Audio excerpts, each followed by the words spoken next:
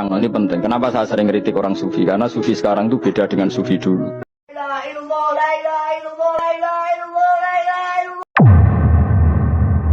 Assalamualaikum warahmatullahi wabarakatuh. Sahabat podcast dimanapun berada, semoga rahmat Allah selalu menyertai kita. Di video kali ini saya akan menampilkan video Guru Gembul yang membahas tentang cerita khurafat, seperti para tarekat-tarekat palsu, para habib-habib yang sering bercerita tentang hal-hal yang tidak masuk akal. Seperti itulah yang akan dibahas oleh Guru Gembul. Oleh karena itu, mari simak videonya sampai selesai dan jangan lupa subscriber. Muncul kelompok-kelompok tarekat palsu yang mengatakan dengan tegas bahwa kamu semua tidak bisa dekat dengan Allah Subhanahu wa taala. Kalian semua itu jauh. Karena apa? Karena kemaksiatan yang kalian lakukan gitu. Jadi dalam ajaran Islam yang asli itu kan sebenarnya mau kalian maksiat segimanapun, mau kalian dosa segimanapun gak jadi masalah. Karena apa? Karena Allah pasti mengampuni. Sebesar apapun dosa kalian, Allah punya ampunan yang jauh lebih besar. Itu kan ajarannya. Nah, tapi kalau misalkan dalam tarekat yang baru ini, yang palsu ini, kalian itu maksiatnya besar, dosanya besar, dan tidak mungkin bisa diampuni oleh Allah Subhanahu wa taala kecuali melalui wasilah dari kami, kecuali wasiat dari kami, kecuali syafaat dari kami, kecuali kalau kalian mencintai kami. Dan inilah awal mula dari kelompok-kelompok, saya mohon maaf ya, seperti yang sekarang banyak dari Habib-Habib Ba'alawi yang semacam itu, mereka kan mendoktrinkan yang sama, bahwa kalian itu nanti kalau misalkan sudah masuk akhirat, itu butuh syafaat dari kami.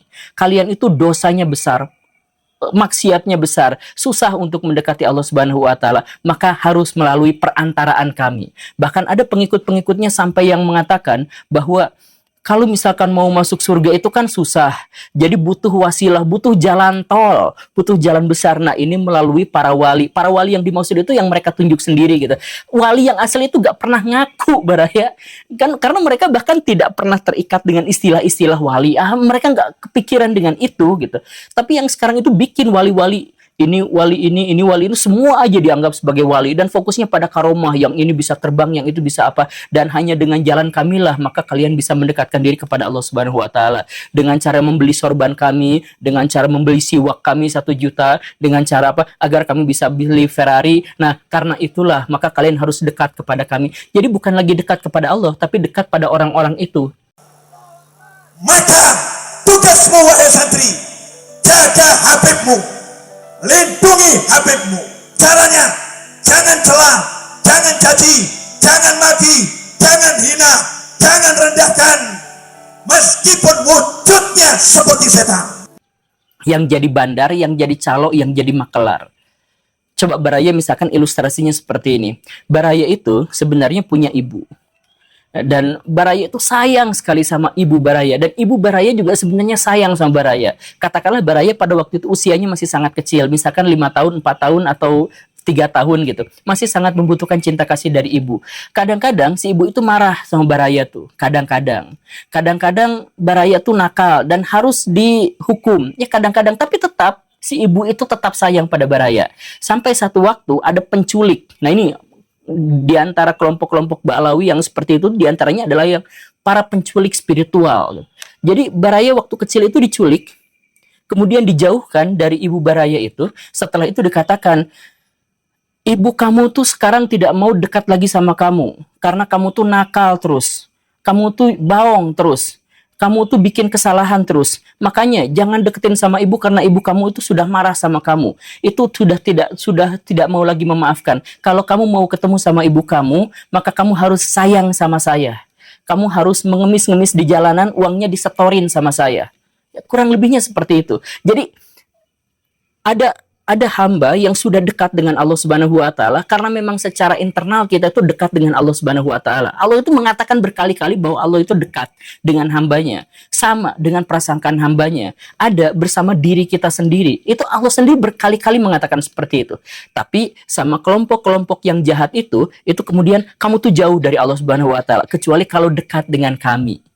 kecuali kalau dapat syafaat dari kami. Jadi itu para penculik-penculik anak itu seperti itu. Jadi si anak kecil itu nangis, saya pengen ketemu sama mama saya pengen ketemu sama mama saya. Iya, nanti ketemu sama mama, tapi mama masih marah. Jadi mulai dari sekarang kamu harus layani saya ya, kamu harus kasih saya duit, kamu harus sujud sama saya. Itu kan ceritanya seperti itu. Makanya di antara kelompok-kelompok Habib itu ada yang minta, ada yang disujudi gitu ya, kemudian dicium kakinya, seperti itu. Kemudian siwaknya dibeli 1 juta dan sebagainya. Orang-orang yang ada di situ tuh itu hatinya menderita, hatinya penuh kegalauan. Jadi orang yang ngaku-ngaku muhibin, orang-orang yang ngaku pecinta ustadz apa segala rupa tuh hatinya resah. Mereka tuh cicilan masih banyak, mereka tuh sekolah anak itu belum kebayar, mereka tuh resah sekali. Kalau misalkan mereka benar-benar mendapatkan cinta kasih dari Allah Subhanahu wa taala, tidak akan ada masalah apapun yang membuat mereka resah. Tapi mereka diculik, dipisahkan, kemudian mereka berpikir tentang keresahan dan sebagainya, dan untuk menghiburnya, ini kalau misalkan kamu mau dekat dengan Allah Subhanahu wa taala, maka kamu harus ikut pengajian ini, denger ini.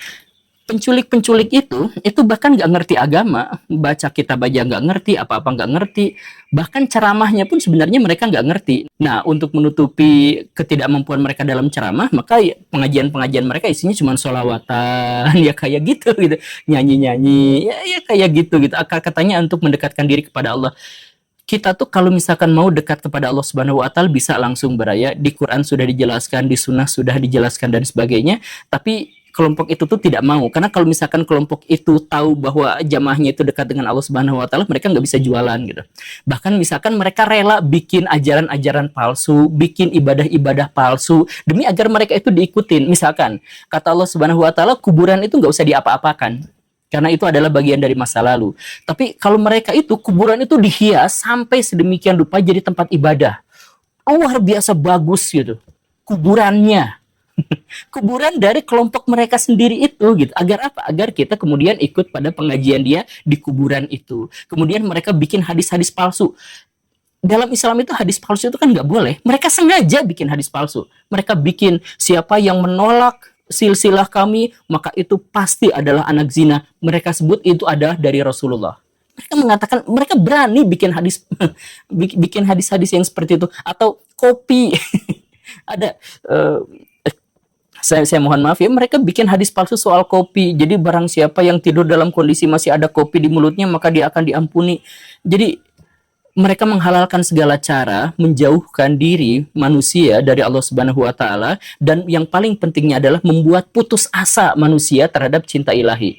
Jadi salah satu dosa yang paling besar itu, salah satu yang membuat kita tidak bisa masuk surga itu adalah bukan kemaksiatan, bukan dosa. Karena apa? Ya karena itu tidak tergantung pada pahala dan dosa, itu tergantung pada rahmat Allah. Nah, jadi yang membuat kita tidak masuk surga itu adalah putus asa pada rahmat Allah. Nah, mereka bikin kita putus asa terhadap rahmat Allah. Kalian mah jauh dari Allah, kalian mah tukang maksiat, maka kalian hanya bisa mendekati Allah Subhanahu wa taala lewat jalur wasilah-wasilah dari kami, lewat tabaruk dengan kami. Iya, begitu. Jadi harus lewat si agen itu.